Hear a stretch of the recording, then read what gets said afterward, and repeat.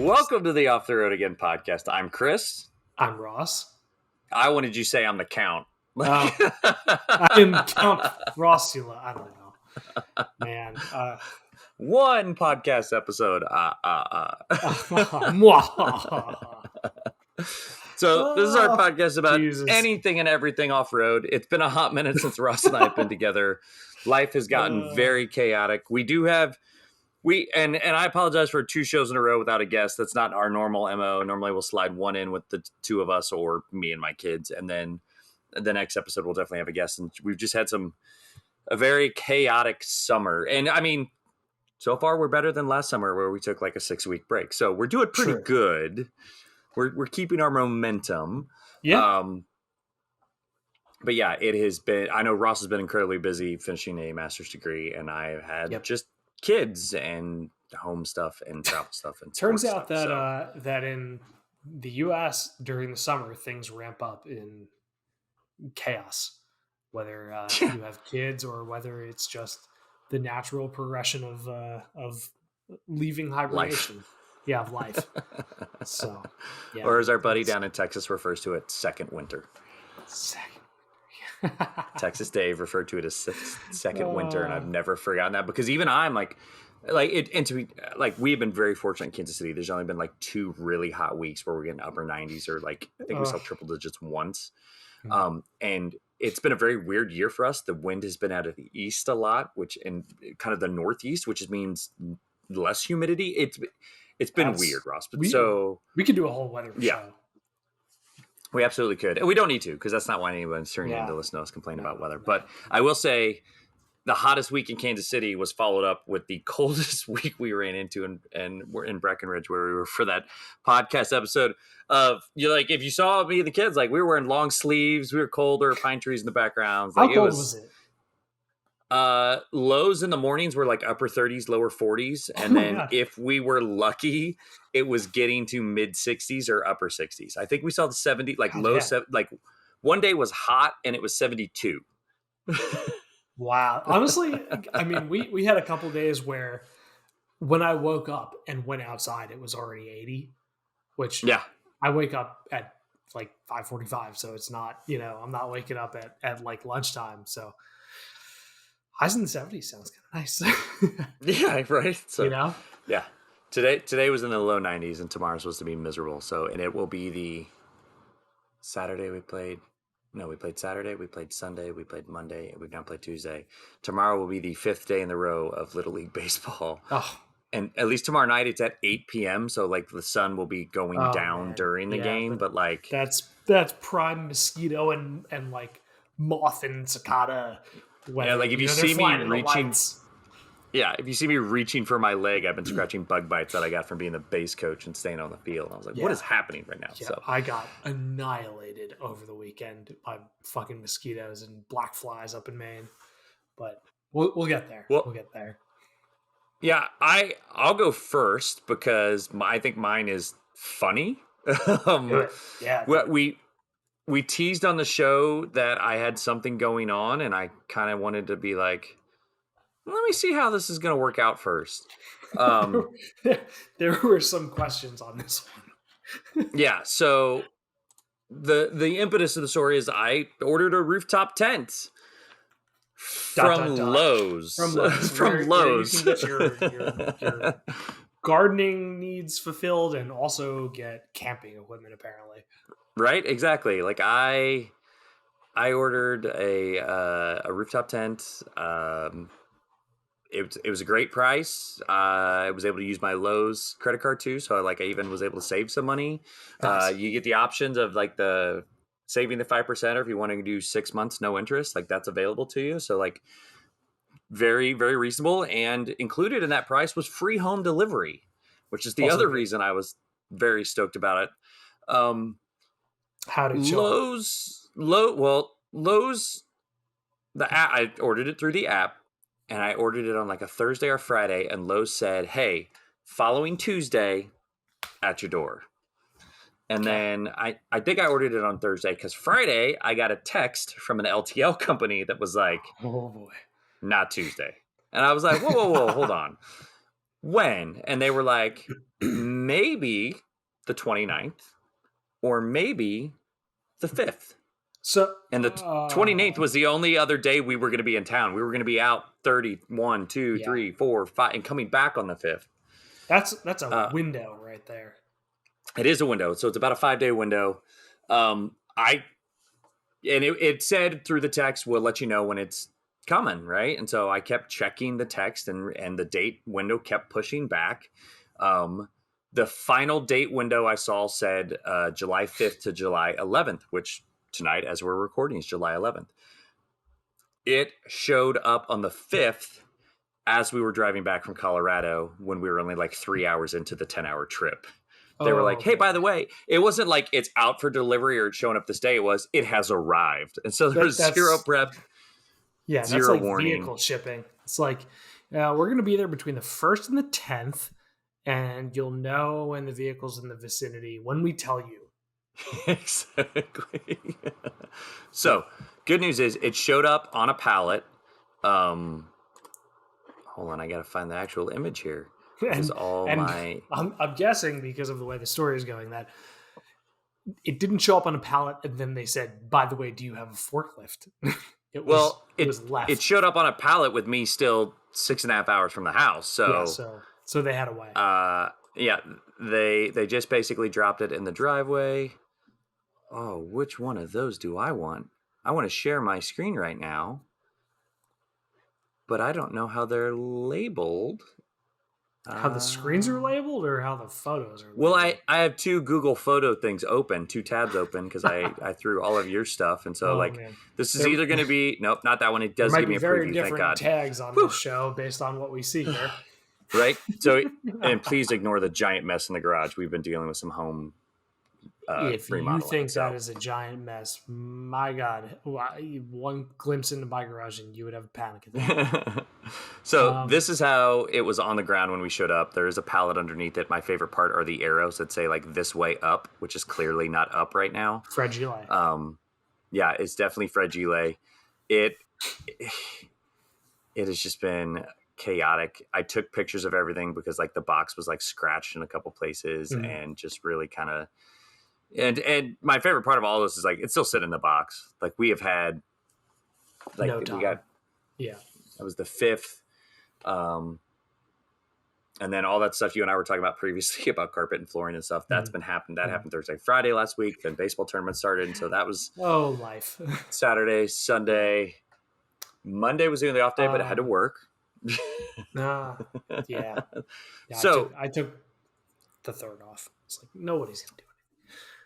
Yeah, this was Monday the 10th, so that was yesterday. A week later. Okay. Yeah, yesterday. Okay. So it showed up last Wednesday. I haven't done anything with it yet. I did get it vertical, and then we got it slid into the garage, and now it's just kind of sitting there. And it's going on the LX? It's going to go on the LX, I think. It's the only one that has a roof rack that's ready for it, and I don't want to drop another amount of cash to like put it on the Sequoia, because Sarah would just be pissed at me all the time. She had to drive around with this tent on the top. Sequoia rack's probably $1,200 right now.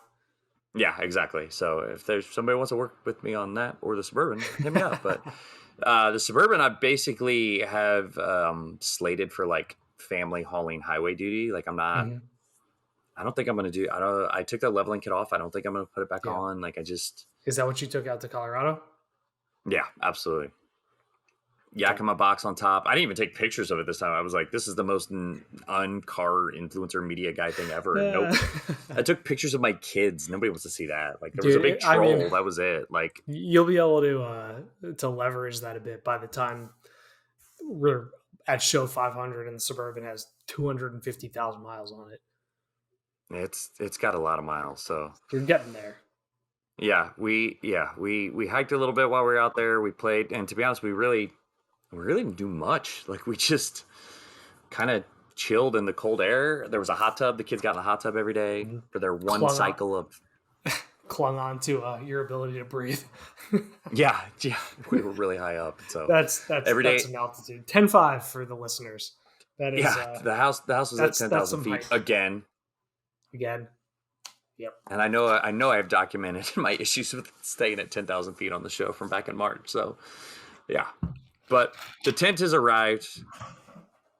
Ron asked me the other day, he goes, did you get any pillows with it? And I was like, I have no idea, Ron. I haven't even opened the box. Dude, yeah, Ron, if there are pillows, it's going to be the kind that, like, once upon a time, my brother bought one of those Casper beds, and it shows up in this, like, and then you cut the box open, it goes, yeah. That's the kind of pillows that you have. Those are my favorite videos to watch, actually, is people opening their mattresses and their mattresses then attacking them. Dude, we didn't really get attacked. We were just shocked by pulling it off the UPS truck when it was like 80 pounds, you know? Like, oh, how heavy could the dog shit? Yeah. Which that was the other side of the rooftop tent, because we had someone here watching the dog and the bird, and so like Sarah's like, oh, it's fine. She can pull it in the garage if it shows up early. I was like, it's 285 pounds according to the LTL center. Like, no, it's not.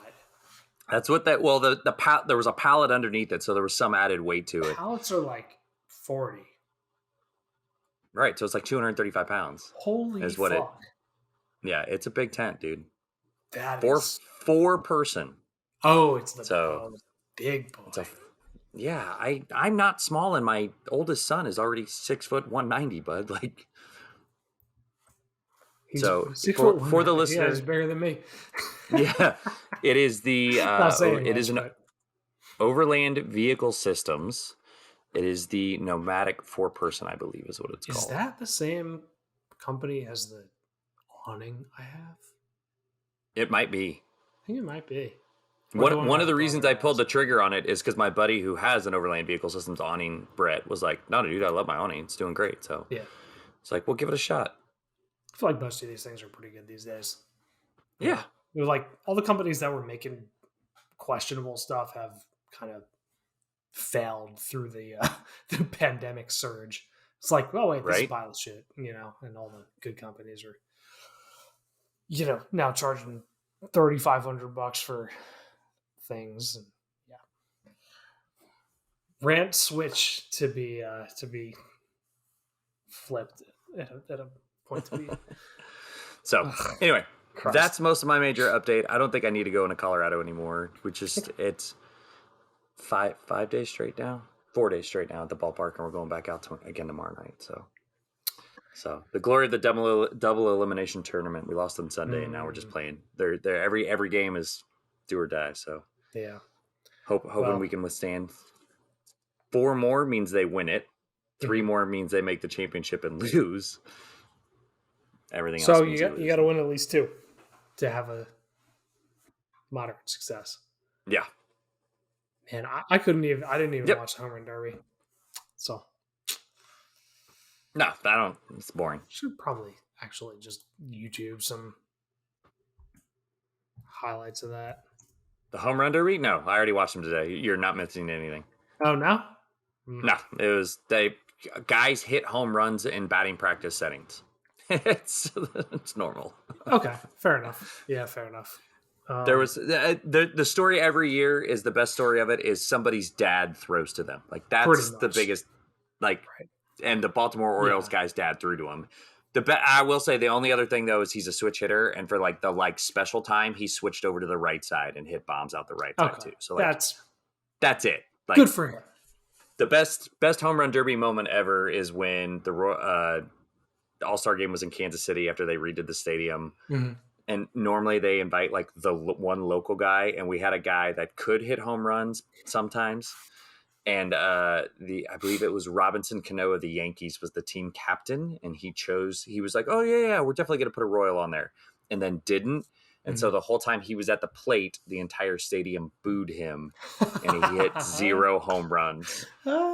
He hit 0. What year was that? 2012. You can find highlights of it online. It still exists. That's amazing. I was there in person to watch it because I was working as an usher at the time, and it was a magical night. Oh man! And then the next night, Justin Verlander gave up like 5 in the first inning, and it was a miserable game. And I was like, this sucks. That is very un-Verlander-like. Right, but this is like Detroit Tigers Verlander, like before all the good stuff. He was still good, but like not he was good. He's just surrounded by dog shit. Speaking of pro sports, and we are way off topic here, but Danny Rick back in an F1 seat. I see. I don't even care about that. I want to talk about Lando going P2. Like that's that was a solid showing, and Piastri P4 too. I mean, exactly. Shit. Like great race for them. During my lunch break today, I did watch. I watched part of the race late last night, and then I went and watched like how they do like the radio clips like of all this stuff. And like drivers radio recap for the end of the race. Yeah, hearing Lewis, because Lewis was P3, but hearing him say that McLaren is a rocket ship. Yep. And then was it George Russell who was P5? And so like it's the same engine. Right, but like the fact that they couldn't run them down though. Like normally Mercedes and Ferraris keep that little bit of extra so they can run down there. True. Lando does have a strong track record of fending off Lewis though. We'll say that. Yeah. I would use a British term. I was chuffed. I had a great time watching the race highlight. Because dude, Austria, I didn't see anything. I watched more Wimbledon than I did a Formula One while we were out there. So like that was just, I don't even like tennis. Yeah, I still watch every race. Just saying, I am obsessed at this point. It's really deeply unhealthy, and it's been like 20 years, 15 years in the making. But one of the funniest things that Lewis did over the weekend was he was doing the interviews, like the media interviews with the fans, and somebody asked a question about Roscoe, his dog, and he just started laughing. He was like, "Oh, he woke me up to take a shit at 4 a.m."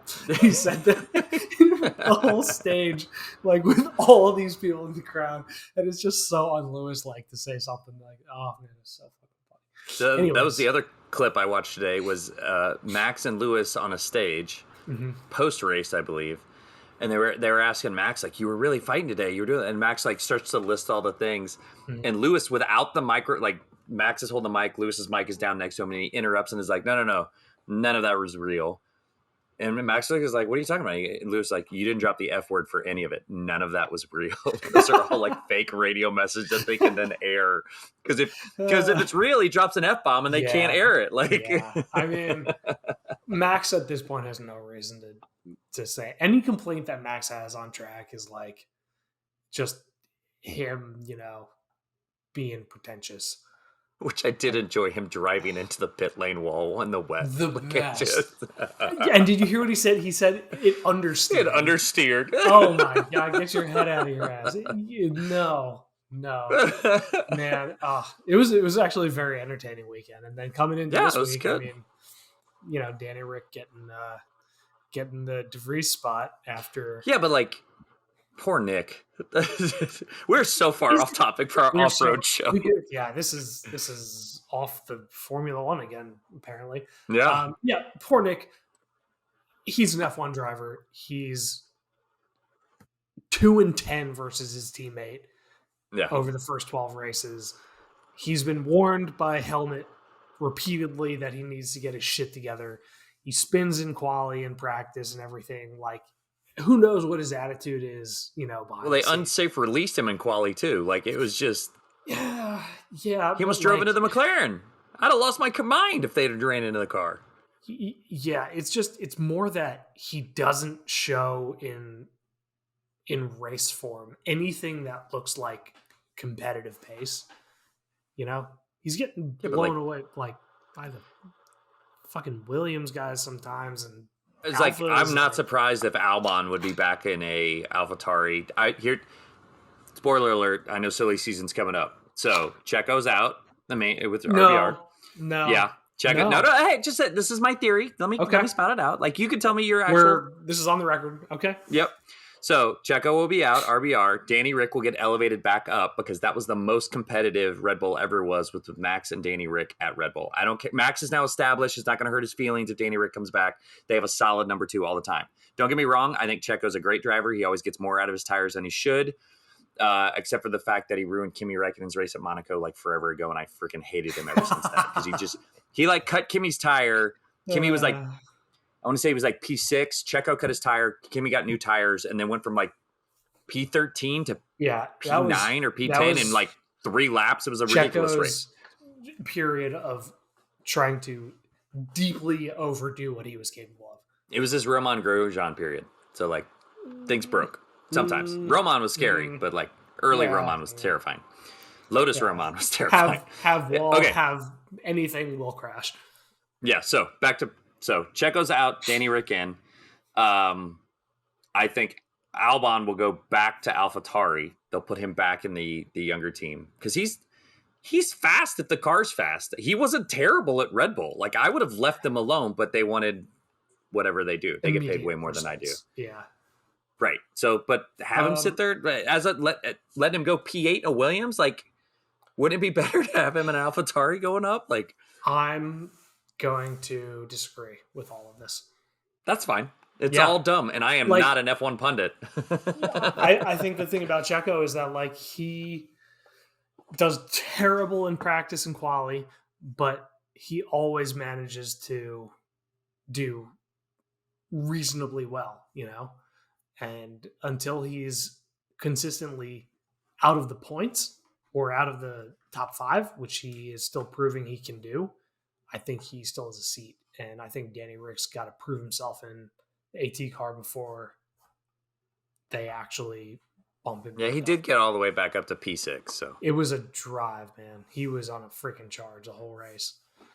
So, anyways. And also, I think Lance Stroll is a madman. So that's just me. I love Lance Stroll. I know he's in it almost exclusively because Daddy funds the gig. Yeah. But he is a fun driver to watch, in my opinion, because he just goes for it. So, absolutely. Okay. Man, let's talk about Maine. Last couple of races. Yeah, okay. We are way out in the weeds. Okay. Well, all right. So let's go back a little bit first. So first was the Hellcat Durango. Okay. So we took the Hellcat Durango down to the Jersey Shore for a weekend. How many fuel stops? On the way down 0, actually, believe it or not. Oh. So this was the weekend of the 4th. The 4th obviously being a Tuesday, and I can't see anything on your screen except the black. Neither can I. So we have the thing. This is how the weekend went. We had the car loaded up. The Durango loaded up. We were like locked and loaded, ready to go. And Sam turned on the hot water, I think to brush Daisy's teeth or something before we got in the car. And we both heard like an explosion from under us. And like she turned the water back off. And then after 5 seconds, she looked at me and just said, "I hear running water." So I ran downstairs and there was just like waterfall from the hot water heater. So the trip, at least it was downstairs. I will say that. Yes, this is true. It was in the basement. And so the trip with the Durango got delayed by about 24 hours. We went over to my parents' house and stayed there instead. I took my dad and my brother for a ride in this thing. And then we trekked down to the Jersey Shore. I think we put probably 700 miles on it. And man, so it is the Hellcat version, right? It is the Hellcat version. Yeah. Jesus. And it is. So, you know, it's the same chassis as the WK2 Grand Cherokee, but it's longer. Okay. But somehow it like drives the same size, if not even a little bit smaller. You sit a little lower and the sight lines are a little bit different. But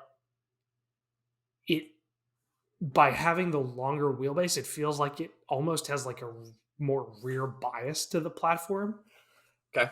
And the Hellcat aspect of it is just so silly. It's so good. I mean, we averaged, I think, just shy of 14 miles per gallon over the 700 miles, which given 710 horsepower or whatever it is, you know, amazing. That's some highway miles, right? Like, yeah, we did some cruising, and because those are suburban city miles. No, I mean the stuff locally. Obviously, I live in a city at Stop Go, and with my dad and my brother, I was just doing blasts. But as a cruiser, like, it is so effortless, and the ride quality is so good. Like, it is for so long. You know, you hear like the guys on Smoking Tire and Glucker and all them talking about how like the Durango drives so much better than it should. And putting miles on this thing is like, it is the fact that it's like a 15-year-old chassis at this point. It is remarkable. It is so comfortable. and so good at everything. And it's like that perfect blend, like that overlap point between where things were still kind of analog, but like it's got a nice screen, you know? Yeah. It was great. And like my only complaints about it were it needs a dual mode exhaust. Like it's too fucking it's loud. really loud. Dude, I mean the supercharger not Escalade V. The thing is, the Or Escalade close. V quiets down on the highway. The Durango is always at full kill. Like okay. It's doing 2,200 RPM at 70 miles per hour too, which is like it needs to be geared down a little bit. It would if they extended 7th and 8th a little bit, it would do a lot better. And it's not like it needs, it's 180 mile per hour SUV. It doesn't need to be. Right. But dude, my only experience with one was on Road America, and it was an absolute giggle fest. Yeah. My favorite part of it was the right seater. Like I did have an employee from Stellantis in the vehicle with me, coaching me through it. This is like a year and a half ago, and it scared the crap out of me. Yeah. Because how fast it was and how elevated I felt, because everything I'd had on track previous to that was BRZ, a Supra, a Lexus ISF, like things that are short and low to the ground. And here I am going like, oh, I can see over the barrier walls now. Like that's a little. Yeah. It's great though. Like it drives like something much smaller, and sportier than it actually is. But then you're going around a corner. Like I was going around corners locally that I, take at speed in like sports cars. And I was like, wait a second, this thing weighs like 5,600 pounds. Exactly. It's really good. It's really, really good. Great road trip vehicle. Just amazing air conditioning, unbelievably hot. Yeah, the gas, obviously, like gas mileage is going to be terrible. But yeah, such a good thing. Like if I wasn't so into the off-roading stuff, and if I had like my house's down payment worth of money to spend on a daily, like it would be up there. I don't know what else I've driven for $100,000 that's as much fun, like it's just a good time. It's comfortable. The backup camera quality and the quality of like the digital cluster in the gauge pod is abysmal, and feels like 2010, but it's dude. It's a car developed in 2010, so Hellcat Durango, like, and I imagine the Trackhawk as well. Like, it's so good. It's such a moment in time car too. Like, this won't happen again. What else? Okay, so that's the Durango. That left and was swapped out for the Kia EV6 GT, which Doug also posted a video review of like today.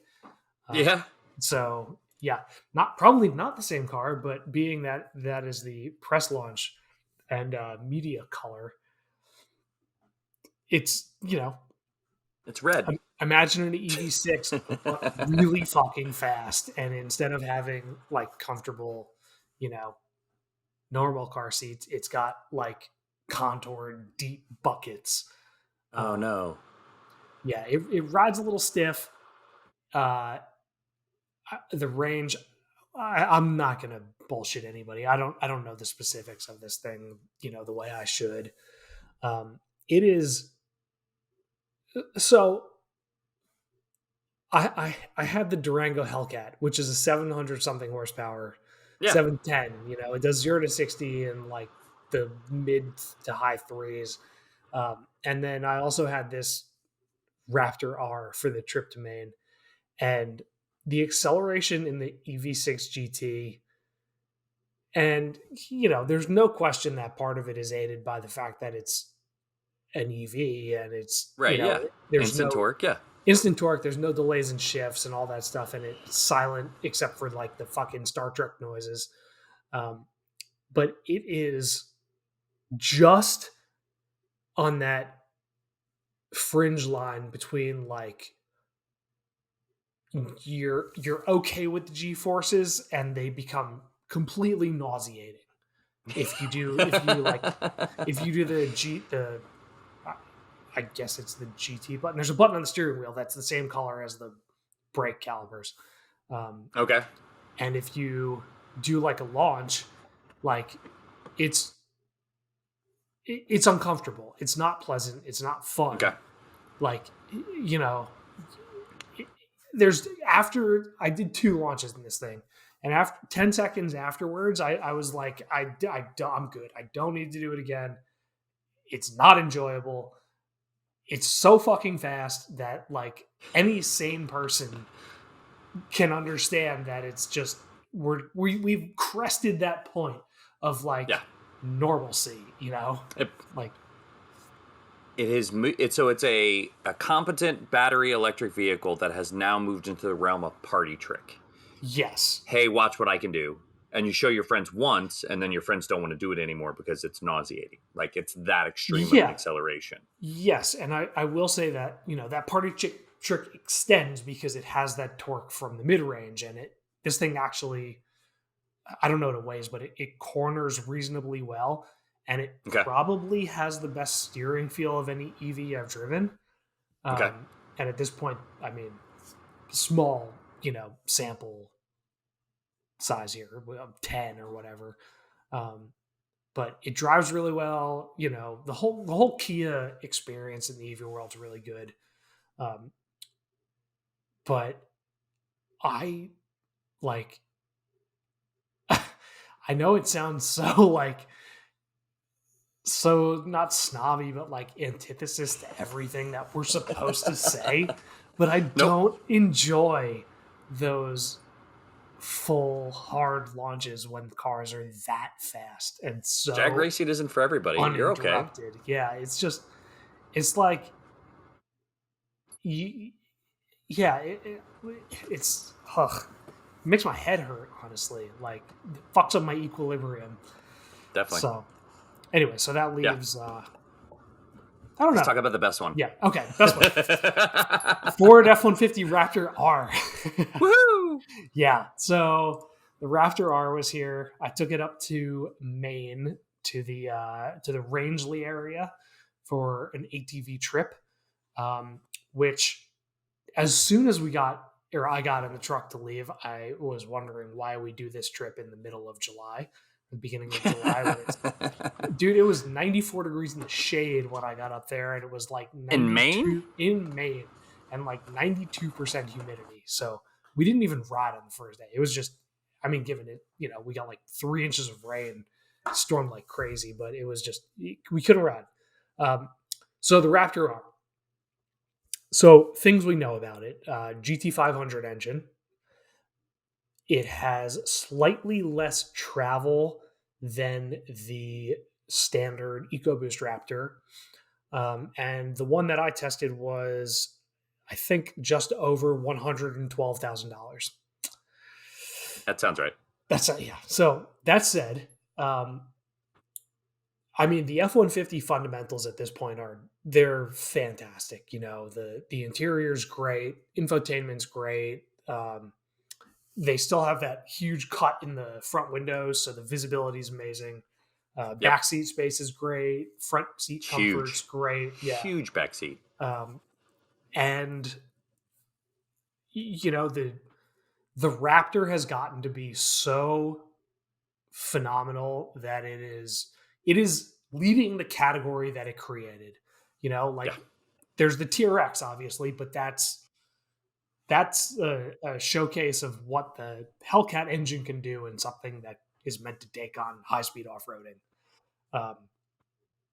The Raptor is just, you know, and given I didn't road trip the TRX, but I drove it around my town, like the city I live in, and I drove the Raptor in the same circumstances, and the Raptor is just so much more pleasurable to use in every circumstance.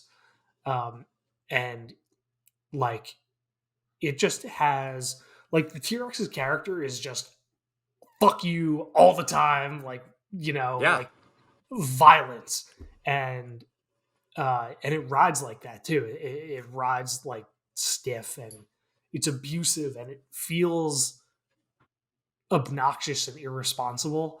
And the Raptor bones, like, it rides better than an Escalade if you put it in, normal soft mode.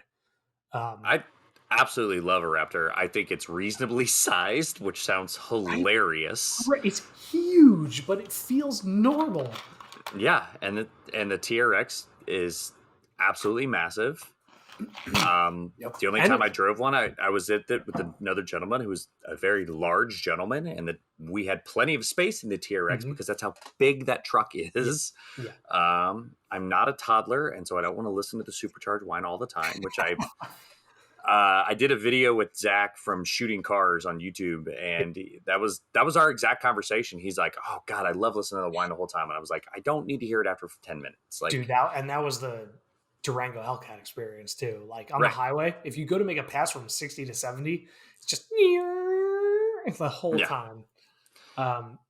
It's just so much money. Even the Raptor R is so much money. If you go from the base Raptor to the R, it's like a $29,000 jump just to get the engine and all the stuff that comes with it. But that's why I'm on board with our Key and Peel sketch that we were sharing the other day with Camille in our group chat of like the EcoBoost Raptor. Be like, I can be loud, like that. I'm an EcoBoost Raptor all the way. Yeah, I am eager to drive the EcoBoost Raptor now that they've GTR-ified the exhaust and all that stuff. But the Raptor R, man, I mean, I had 900 pounds of quad in the bed. Right? Yeah, you did. And I'm fully dressed with fluids, like a fucking car, like 200 pounds, give or take. No, you're not. I mean, I'm approaching it with a full outfit on. We're throwing my weight numbers out all of a sudden. You'd be surprised. Gee, you work out so much more than I do. If only that was the dictating factor behind.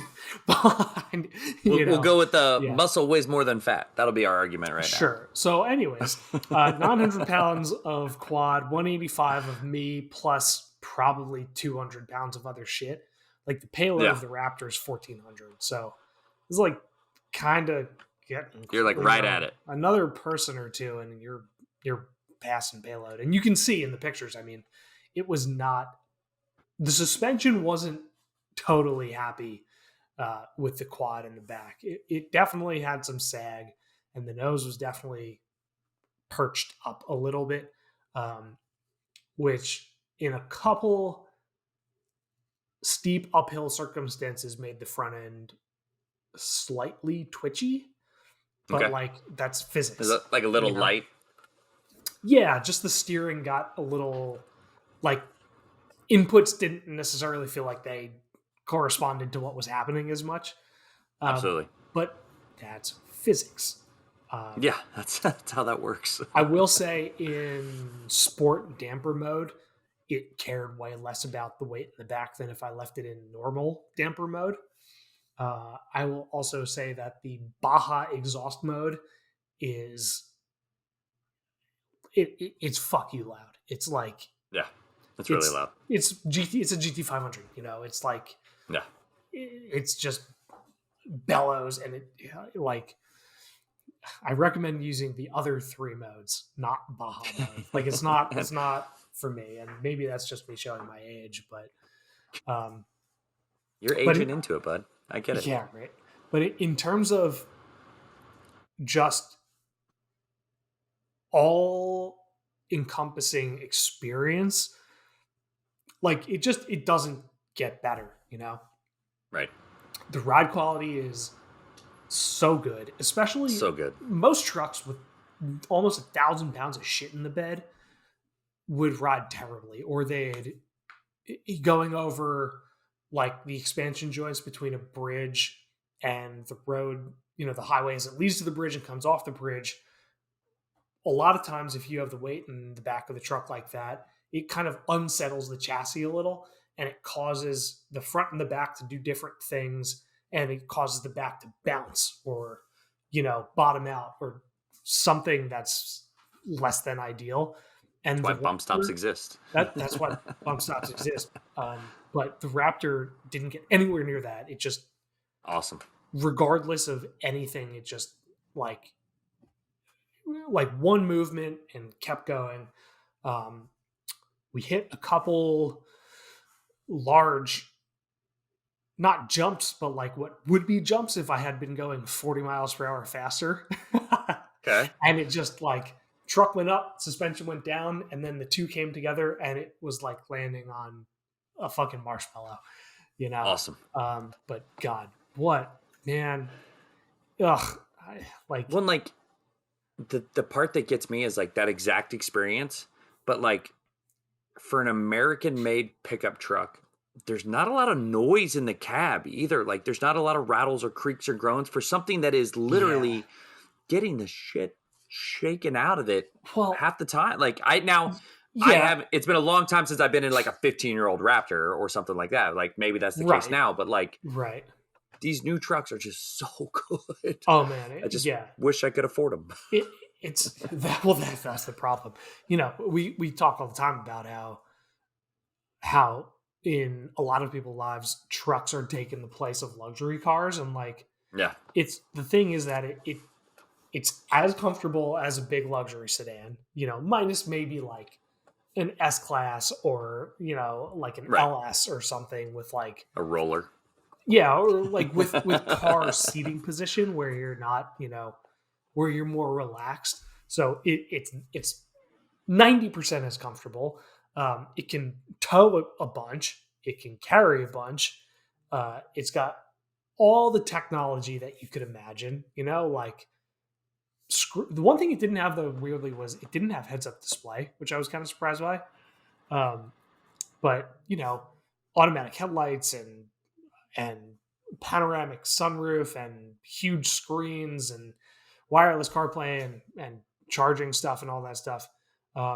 And like I got, I think just shy of 14 miles per gallon, driving with a supercharged V8. Oh my gosh. Driving a 700 and something horsepower, 60 something 100-pound truck, like it's a truck that's run Baja, and like it was just flawless. It's great. It was so good. Yeah. I had a couple of people actually like stop me in gas stations to ask about them. And I had to do the whole, like, it's not mine. They're like, oh, but why don't you own one? I'm like, the only reason I don't own one is because I can't afford one. I still have to have a place for my children to live. Yeah. But God damn, man, this is like,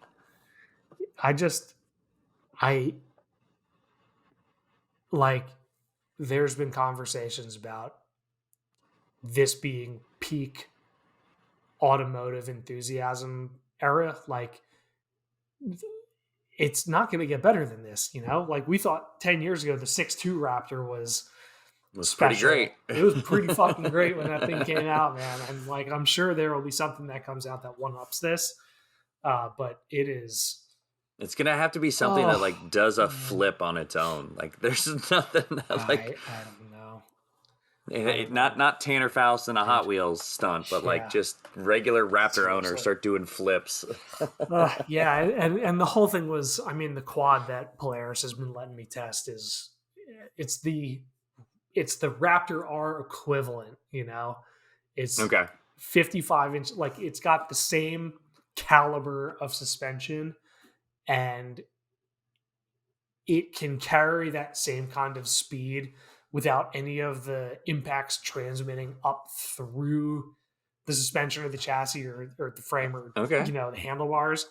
And like the two of those combined, like I had 6+ hours of a drive each way to think about things. And on the way home, I was trying to think of a better truck quad combo in 2023. And there isn't one. Like, this is it, I thought you were going to say your 2500 Rebel Power Wagon or 2500 Rebel with the Cummins in it. Yeah, that was that was because your suspension wouldn't be tasked anymore. Oh, that truck wouldn't give two shits about this quad. Yeah, exactly. No, I mean, yeah. I was like, look at this gorilla carry this flea. Like, that's where my analogy went. Pretty much, yeah, pretty much. And like, I don't know, maybe if they like Raptorify a Tremor or something, it would compete. But like, this is like, it's the equivalent of like the guy towing his GT3 with a Cayenne turbo. Right. Like that's where this whole thing is. And it's just, dude, we're just at a point with these things where the level of capability is just like, it's just way beyond what anybody ever needs.